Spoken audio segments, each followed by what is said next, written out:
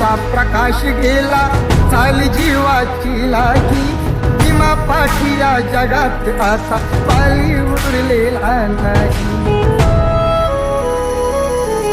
असे म्हणून दलित सारे रडू लागे धाई धाई. चैत्यभूमीच्या ठिकाणी अश्रू गंगे सवे नयनी वाही. अश्रून कोटी पिले तरीही, अश्रून कोटी पिले तरीही भीममूर्ती नातारली.